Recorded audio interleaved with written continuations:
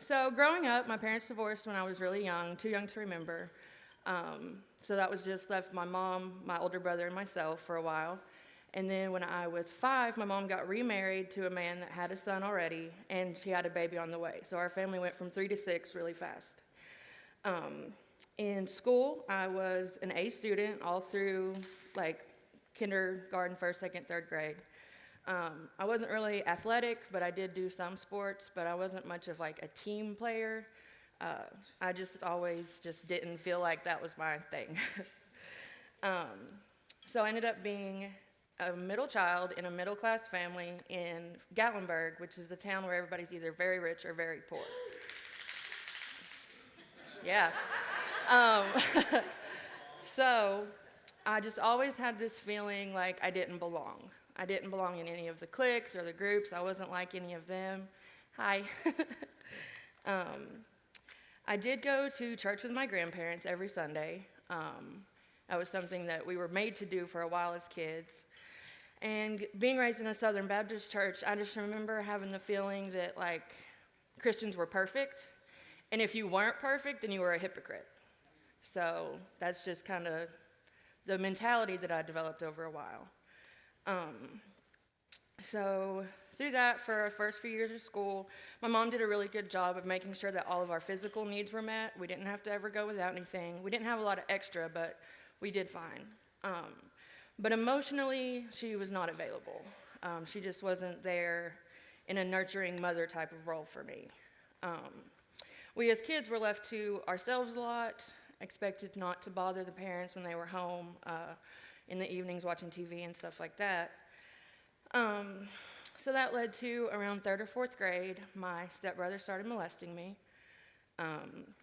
And I just remember feeling wrong. Like, it's kind of hard to explain, but like something was wrong with me. It almost made me feel like I did something wrong to deserve it maybe, or just all these feelings of worthlessness and just wrongness came over me. I never told anyone until I was in like my 20s. I just held on to it because didn't know what would happen if anyone found out, but I was afraid to find out. That's when my grades started to falling, and I just really tried hard to not stand out at the time because I just was afraid someone would put 2 and 2 together or figure something out or realize that my family wasn't as good as we thought we were or whatever it was. And I just tried really hard to become less and less noticed. And that's probably around the same time I started developing anxiety, which of course I didn't know what that was or that I even had it until I was much older.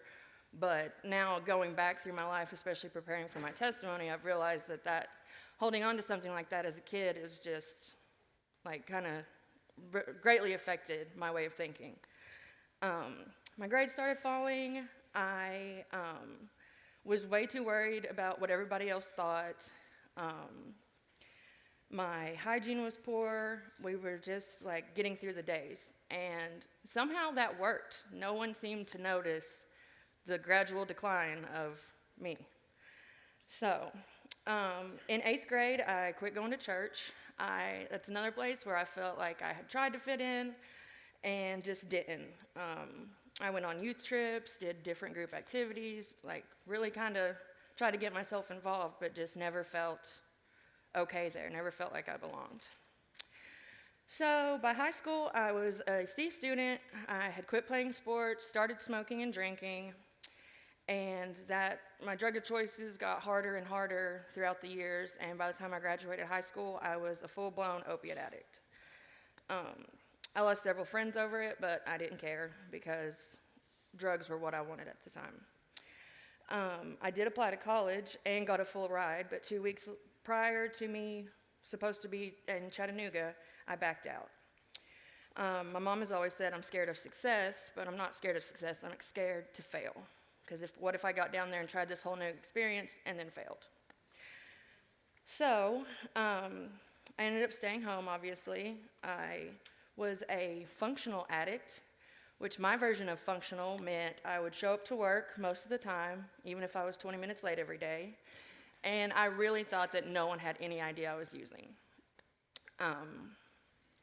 At one point, I even held 3 different jobs at the same time just to be able to support my habit. And then when that didn't last, I started turning to men for money and whatever else I could use them for. My first arrest led to my first trip to rehab, where I got clean, got myself in a new relationship, relapsed, and started using IV. And that cycle just kind of repeated itself over the course of my life. That relationship ended when he went back to rehab. I ended up losing my house, my car, and my job all within a month of each other, and went to another rehab, which was a long-term faith-based program. In case you guys don't know, the point of any faith-based program is to help you develop a relationship with Jesus, alongside learning how to live a sober life. And I spent 2 years in this program, and I missed the point. I had a lot of Bible knowledge, where we were taught the Bible 5.5 hours a day, every single day, but I had no relationship with Jesus. I was not praying at night, and I don't know how I lasted 2 years, but I was purely running on self. And that turned into then something happened that tested my faith, and I failed, of course, and I let my pride get the best of me, and I came back home. And in my mind, at first I decided that God turned his back on me, so I was going to turn my back on him. Because I'd put in so much work and done all these great things, and I was even counseling other people.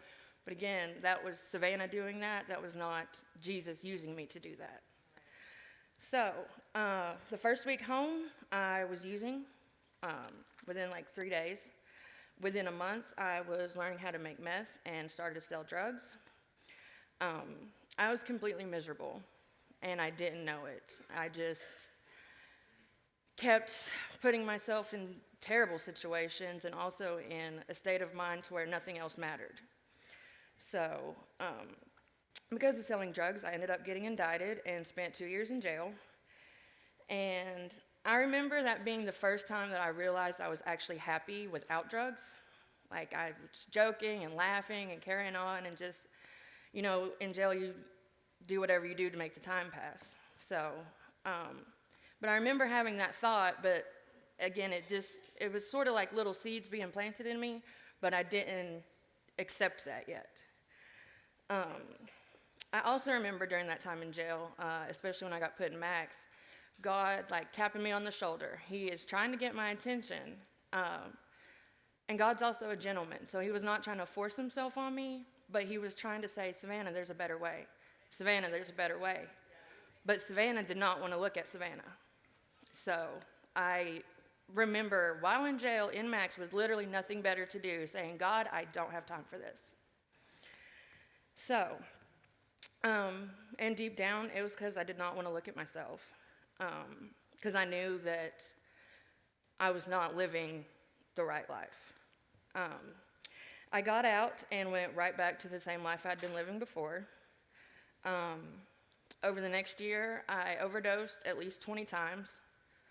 I ended up in several abusive relationships, and I racked up 10 years worth of charges. And this is my last day in active addiction. Yeah. So, praise God, right?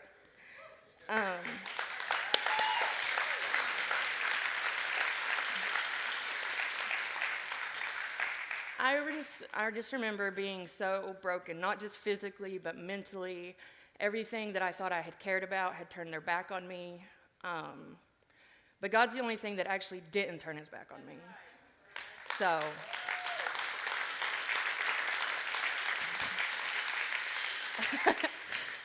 it just took me a while to realize that and get over myself enough to realize that God's been trying to get my attention since I was first saved when I was a little girl. So while in jail, God got my attention. I read the book called A Purpose-Driven Life by Rick Warren, and I don't remember the page or the day or even the sentence, but as I was reading, something just finally clicked. Like a huge light bulb came on,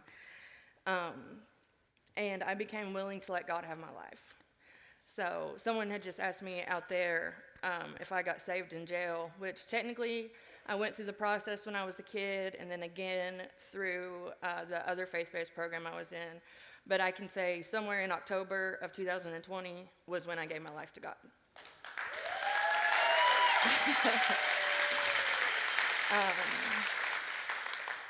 That was now 15 months ago. I set aside prayer time each night in jail, usually at 11 o'clock, because that's when Family Guy came on, and they love to watch that. And I remember I would face my wall, and I put a piece of paper on the wall, and that was my little prayer wall. I don't know if anybody's ever seen the movie War Room, but it was my take on that. Yeah. So I just remember going to my bed at night, and sometimes I'm crying, sometimes I'm praying, and sometimes I'm just complaining about jail, But that's the cool thing about God, is that he's there to listen to all of that. Nothing is too small for him. Or too big, that's right. And I remember one night getting a very clear message that this is it. Like, this is my last chance. And again, not that God was going to give up on me, but I don't have another run. It's not in me. And I can also say that I truly believe I have been delivered from drugs. I do not crave them. I do not want them.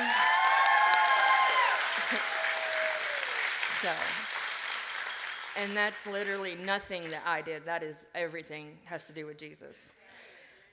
So during this time in jail, I'm turning over a new leaf, even though I don't really know what I'm doing. I just know I'm praying a lot and reading my Bible, so I'm on the right track. I wrote every single halfway house on the TDOC approved list, so that's a lot. It's 44 for the women, just so you know. I only heard back from maybe 12 to 14 of them, and then it got accepted to 4. And then the day I went to court, it was actually supposed to be a bond revocation hearing where I was out on a lot of different bonds. And God made this way to where the DA agreed to let me go to rehab in a halfway house. Because, that's only God, because they don't like me in my county. So I cast the net, and God provided the place, and the place that was settled on was the Focus Ministries house. Woo! For those of you who don't know what it is, it's a halfway house that serves people coming out of incarceration, and that is how I got introduced to Celebrate here. So it's kind of a big deal. And I'm celebrating a year of coming to Celebrate. So there's that.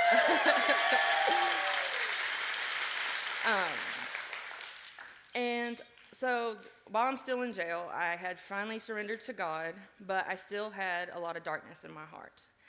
I felt like I had to make the man that gave me that black eye in my mugshot, I felt like I had to make him pay for it. I had not learned about forgiveness yet. He had held me down and professed his love for me while I was locked up. And I played into it for a while, just, again, to use him for whatever he was going to give me. But then God was telling me to cut ties with him. And I did, and then I sort of went back and forth, which seems to be my pattern these days. But I did finally cut him off, but when I did it in a very cruel and heartless way. And that put him in a bad mindset, and he ended up getting killed by the police the next day. So, although I cannot take back the things I said to him, God works all things for the good, and that is the moment when I decided to never be that person again. So, at the Focus House, along with dealing with, because you still have consequences for your addiction once you get clean. That's part of it. You still did things wrong that you have to fix or overcome or whatever. And at the Focus House, I learned how to live. I learned that it is possible to overcome your past and create a new and better future for yourself, especially with God by your side. And it's crazy to think how much my life has changed since then. I don't even recognize that person anymore. And it all starts with the small things. I got a job while I was in the program, and I happened to show up on time every day.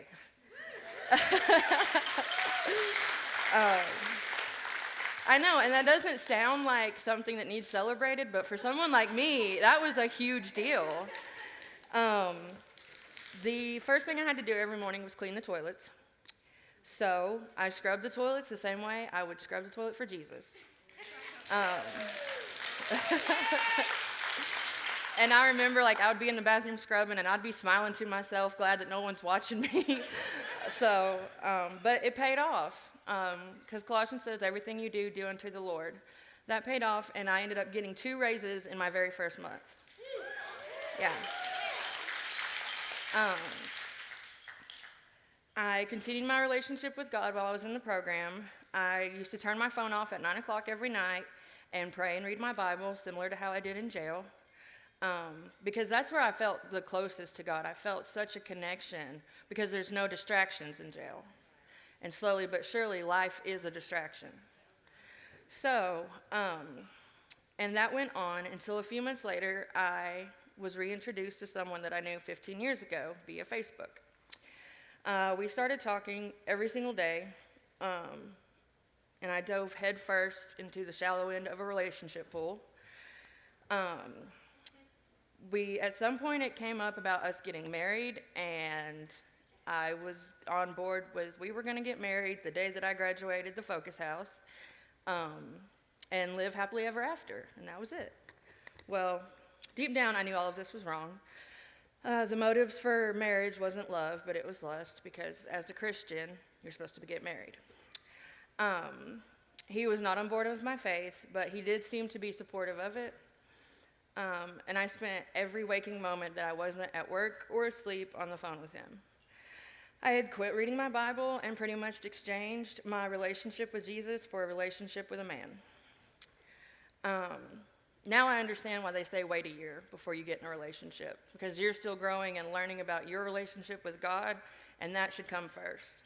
It's very easy to let something that doesn't seem bad come in and take it away.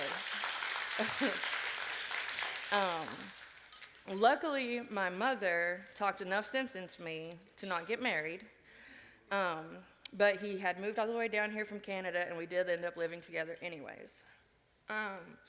All seemed to be going well. He even came here with me a few times, but at the end of the day, he's not trying to grow as a person and mature and grow in the Lord, and I am. So that led to things starting to get rocky. Well, I just went home, and he decided to go get high. And not only go get high, but came home high and had drugs in my house. Which that turned into a really ugly argument, but I did kick him out for the night, but did I leave him altogether? No. My codependency kicked into overdrive, and I wanted to save him. And I just wanted to, sometimes you just want to shake somebody and say, why don't you just get it? Like what the people did for me for 15 years in active addiction. That's what I wanted. I just wanted them to get it. Why can't you see that there's a better way? But things went from bad to worse, and we did finally break up. I will never forget how light and free and downright joyful I was, because I didn't realize how much that relationship was weighing on me. And my small group can tell you, like, I was just all smiles for weeks. Yes. But it is funny how the devil will sneak in and use a person with a good heart to make you reach out to somebody you have no business talking to. He worked at the same job as me, but at a different location, and there's a coworker that works at both places, and he came into work one day asking me how my ex was doing, and I said, I don't know, I haven't talked to him. He said, well, I just hope he's not cold or hungry. Oh.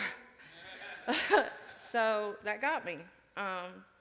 So I did reach out, let him start coming over again, and shortly it just pretty much turned into the same cycle as before. I was so torn with what God was telling me to do and my need to help him, but things were not any better because it just turned into me nitpicking everything he was doing wrong in my eyes. Which for him, they might not be wrong, but for me they are.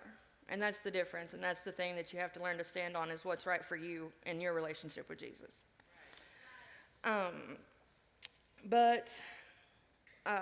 thanks to my two mentors, one of which is helping me through the Christian Codependence Recovery Workbook, I have learned that I can care about someone without having to take care of them. And it's really just not my responsibility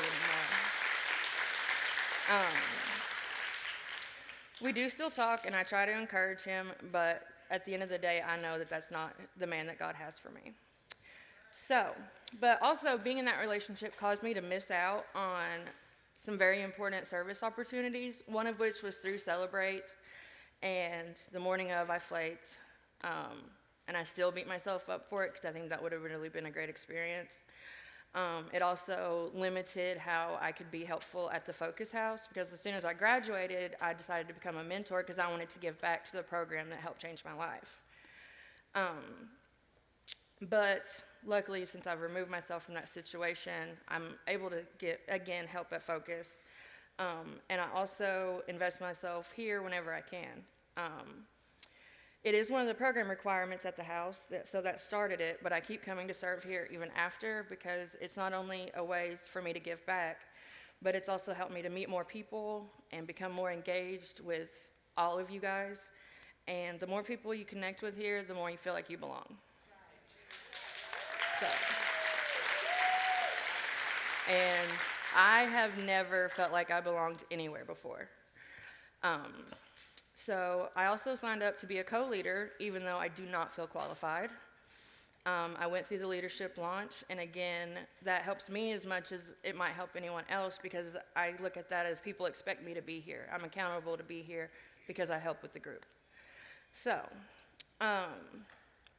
I do want to give some advice to some people in programs, if you are in one. Yay for that opportunity. Just remember, you're going to get out of the program what you put into the program. Give it everything you've got. Through my program, that's where I met actually both my mentors. The other one was coming as someone that wanted to help with that codependency workbook, and I was the only one that signed up. But I'm not going to say I'm the only one that's still clean, but I know that I'm the only one that's still going to church regularly and living a good life. So there's that. If you're just there to avoid jail, that might be the reason that God got you there, but that's not why he has you there. So,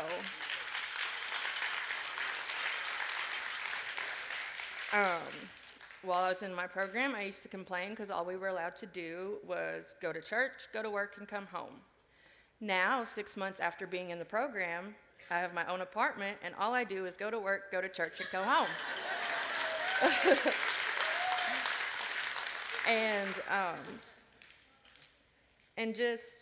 I just want to recommend, remain grateful for whatever opportunities God has for you, and don't be in such a hurry to leave and get on to the next phase of your life, because God's trying to show you something, even if it's just how to be still and know that he is God.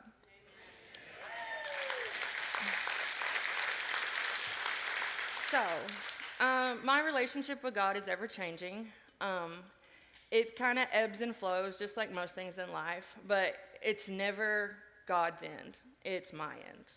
I'm the one who falls short. I'm the one that sometimes is too tired to do my quiet time. And that's when, when you start feeling distance from God, then you have to take a step closer. So, I am not perfect by any means. I still fall short daily, probably hourly. But I do know that I'm striving to be a better woman each day, and I only want that because I know that that's what God wants for me. So,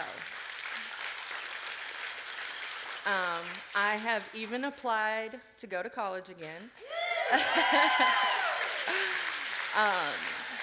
I don't know what I want to be when I grow up, but when I was younger, I always wanted to be a teacher. Now, I don't know what God has in store for me, but with him, all things are possible, so I'm going to give it a whirl. So just pray that I get accepted to Johnson University, because that's where I applied. And I'd say my favorite part about recovery is not just my extended family here, but I'm also involved in my blood-related family's lives again also. which it has been 6 years since we've all been together for Christmas. So that was like, my cousins didn't even remember if I'd met their wives or not, and they'd been married their whole adult life. So it was kind of like, oh, okay. But now I used to hate Christmas because I hated the dread of everybody getting together and there's always arguing and bickering. But now that I'm clean and sober, I can appreciate getting together with my family because that's not a forever thing either. So now I'm also a supervisor at my job, and I am a trusted and valued employee. And there's a lot of things that Corey says up here that are actually true. So,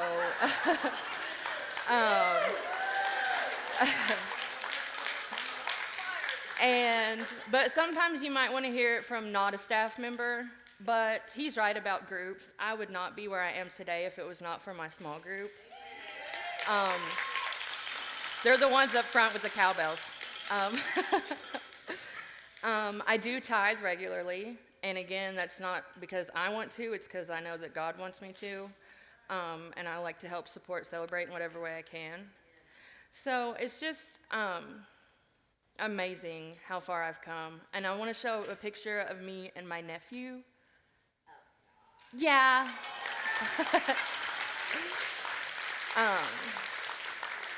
That is my nephew, John Tiberius, and he's the cutest thing ever.